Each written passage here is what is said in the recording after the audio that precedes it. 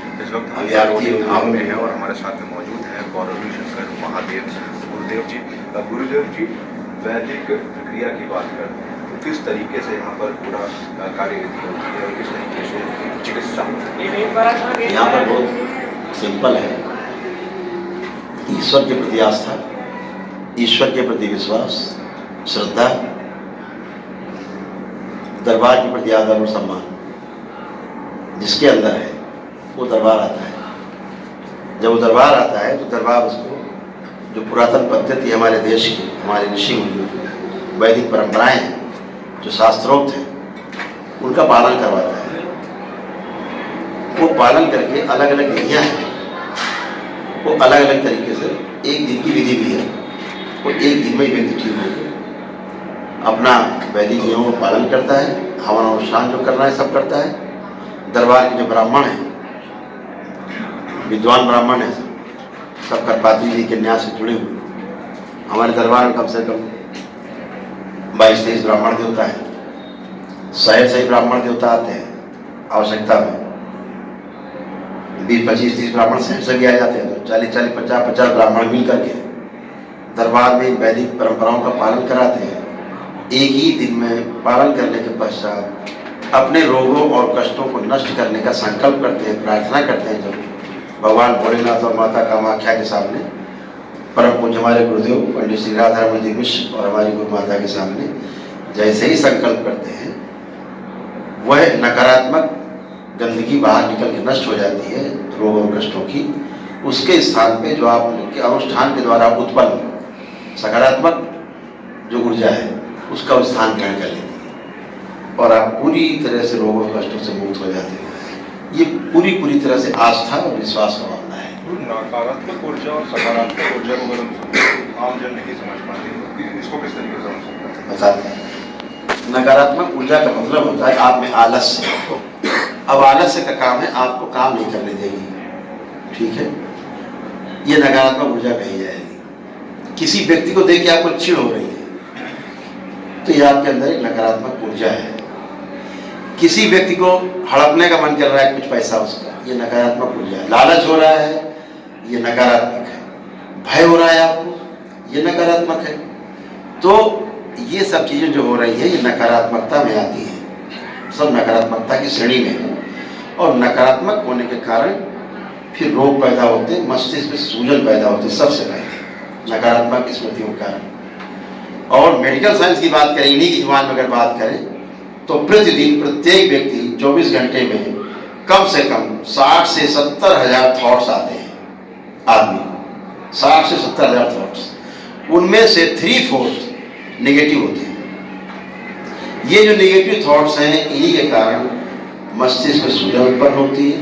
जब सूजन उत्पन्न होती है तो मस्तिष्क में खून और ऑक्सीजन की सप्लाई कम होने लगती है। जब खून और ऑक्सीजन सप्लाई कम होगी तो जो वहाँ से कार्बन निकल करके फेफड़ों के द्वारा, श्वास के द्वारा बाहर जाना चाहिए, कार्बन डाइऑक्साइड, वो नहीं जा पाती। धीरे धीरे छोटे छोटे ट्यूमर्स बनने लगते हैं ब्रेन में। फिर संदेशों का आदान प्रदान जो ब्रेन है और पूरी बॉडी है, ब्रेन ही पूरी बॉडी को संचालित करता है। तो ब्रेन अपने संदेश, जो अपना आदेश है, बॉडी को नहीं दे पाता पूरा, और बॉडी अपने मैसेज ब्रेन को नहीं दे पाती, संतुलन बिगड़ जाता है, असंतुलित हो जाता है। इसीलिए हम बातें बोलते हैं बैलेंस, संतुलित। तो ऐसे मस्तिष्क हो जाता है। अभी ऐसे तो जब ये ब्रेन डिसऑर्डर हुआ, इसके कारण फिर शरीर में तमाम रोग और कष्ट उत्पन्न होने शुरू होते हैं। और वो रोग और कष्ट तमाम किसके कारण होते हैं? अपने कर्म भोग, शास्त्रों में जो कर्म भोग है, जो कर्म बीज हैं, उनको भोगना है, इसलिए कष्ट और रोग होते हैं ताकि कट जाए, आगे ना हो। तो वो सारी जो स्मृतियाँ हैं, गंदगी है, वो नष्ट हो जाती है। दरबार की एक दिवसीय अनुष्ठान करने से एक ही दिन में समाप्त हो जाती है। कुछ लोग 9 दिन करते हैं, 15 दिन करते हैं, अलग अलग विधि है। कोई लोग महीना भर करते हैं, तो अलग अलग विधि है। कुछ लोग एक पैसा नहीं करना पड़ता है, फ्री में होता है, केवल नमन करते हैं, अच्छे हो जाते हैं। उनका विधि है कि शनिवार केवल यहाँ दरबार के हवन होते हैं, हम करते हैं, उसमें शामिल हो गए, बैठ गए, अमावस्या हवन करते हैं, इस्तेहार होगा, बैठ गए, तो अच्छे होते हैं, तो अपने आप ही ठीक होते हैं। तो ये विधि है जो सनातन विधि है, ऋषि मुनियों की दी हुई विद्या है। इसमें हमारे परम पूज्य गुरुदेव पालन करते हैं। और आज उन्हीं की विद्या को हम लोग आगे बढ़ा रहे हैं, फैला रहे हैं। पूर्ण गुरु हैं, इसलिए वो प्रमाणित हो रहे हैं। शरीर में ना होने के बावजूद भी उन्होंने जीवित समाधि ली थी अपने जीवन काल में, और 111 वर्ष की उम्र में वो जीवित समाधि ली। तो उनकी जो मैं तो बचपन से उनका जुड़ा, छोटा था, बच्चा था, तब से मैं जुड़ा रहा उनसे, तो कृपा हो गई। अब गुरु कृपा किस पे हो जाए, किसको पात्र समझ ले, भाई आप हो, आप मीडिया में हो, आपको कल हेड बना देंगे, तो वो तो जो मालिक है कुछ भी कर सकता है। तो गुरु जो है कृपा करता है। तो यहाँ पे गुरु कृपा से ही शिव शक्ति एक साथ है, भगवान भोलेनाथ माता कामाख्या की शक्तियाँ एक साथ है, परम पूज्य गुरुदेव हमारी गुरु माता की शक्तियाँ एक साथ है। इस कारण से आदमी वैदिक नियमों का पालन करके, ऋषि मुनियों द्वारा बताए गए मार्ग को पालन करके, और एक ही दिन में अच्छा होता है। अगले दिन संकल्प प्रार्थना करके केवल मुझको थैंक यू करके जाता है, मैं तो किसी को ठीक नहीं करता, आप बोली किसी ठीक किया आपने नहीं किया, तो एक ही दिन में सब इसलिए होता है वैदिक नियमों का पालन करने से। गुरुदेव, सनातन पर लगातार प्रहार हो रहा है, आप पर भी प्रहार हुआ है, एफआईआर हुई है, क्या कहना चाहेंगे उस षड्यंत्र पे? केवल प्रहार ही नहीं हुए, हमले हुए, शारीरिक हमले भी हुए, लेकिन क्यों एफआईआर नहीं कराई? जो पूर्व में ऑफिसर्स रहे यहाँ पर उनको पता है, ठीक है, पूर्व उस समय के जो अधिकारी रहे हैं, वरिष्ठ अधिकारी, सबको पता है आक्रमण हुए, हमले हुए ऊपर, लेकिन हमने कभी एफआईआर नहीं कराई, उनको तोल नहीं दिया कि हमले हो गया, आक्रमण हो गया, कि गोली चल गई ऊपर। ये हमने इसको सामान्य घटना मानते कि मूर्ख है, ठीक है। हमले तो हमेशा होते हैं, सब पर जो आप अच्छा काम करो आप पे नहीं होते, आप मीडिया में सही दिखाओ आप पे होने लगते हैं। तो सच बात जो करेगा उस पर हमले ही होंगे। तो इसलिए ये जो हमले जो हो रहे हैं, आगे हो सकते हैं, हम उससे विचलित बिल्कुल भी नहीं है, हम सबके लिए तैयार हैं, और जो भी ये करना चाहते हैं इनका स्वागत है।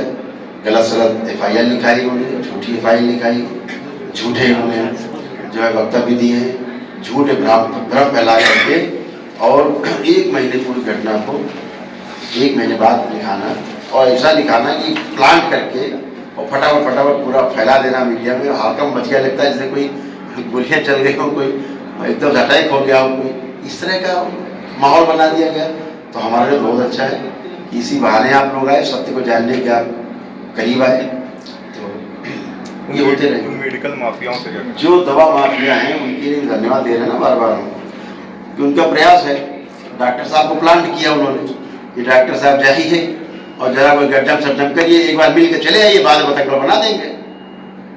अब क्या पता उन्होंने मारा हो उन्हें, वो डॉक्टर है, कुछ भी कर दें। जरा से हटा दिया उन्होंने यहाँ पे, अपने छुरा पूरा से हटा दिया, और उसके बाद दिखा दिया कि भाई ये तो भैया हमला हो गया। वो तो कुछ भी कर सकते हैं। वो फर्जी दिखा दिया नाक की हड्डी, यहाँ बैठा कोई व्यक्ति किसी की नाक की हड्डी है इसीलिए टूटी ना हो। बचपन में कितनी बार गिरे हैं आप लोग, हम लोग तो सबसे पहले नाक की हड्डी टूटती है, सबकी टूटी रहती है, तो दिखा रहे नाक की हड्डी। तो जो भी हुआ हो ईश्वर जाने, मेरे सामने तो कोई घटना हुई नहीं। तो जो दवा माफिया है उन्होंने प्लांट किया कि किसी दरबार बंद हो, दवाइयाँ उनकी बिक्री बंद हो रही हैं, उनको खतरा पैदा हो गया है, सर्जरी उनकी बंद हो रही है, क्योंकि जो सर्जरी कराने के लिए बैठे थे वो सब मस्त बैठे हैं, ठीक होके बैठे हैं। तो इसलिए उनको भय है कि दरबार के द्वारा ये चल रहा है, पुरातन पद्धतियाँ जागृत हो गई हैं, सनातन जो प्रक्रिया है यहाँ शुरू हो गई है। बिना औषधि के लोग ठीक हो रहे हैं, बिना सर्जरी के ठीक हो रहे हैं, स्वस्थ हो रहे हैं, पागल भी लोग ठीक हो रहे हैं। तो उनके लिए खतरा हो गया दवाइयाँ न बिकने का, तो उनका नुकसान हो रहा है ना। तो स्वाभाविक है किसी का नुकसान होगा तो विरोध करेगा, षड्यंत्र रचेगा, हमले करेगा, सब कुछ करेगा, उसको अधिकार है करने का। अपने तैयार है, खूब तैयार है हम लोग। हमारे साथ में शंकर महादेव जी, जिन्होंने साफ तौर पर कहा है कि ये मेडिकल माफिया हैं जो लगातार हमला कर रहे हैं, और यहाँ पर वैदिक उपचार से भक्तों को ठीक किया जाता है, उनकी चिकित्सा की जाती है।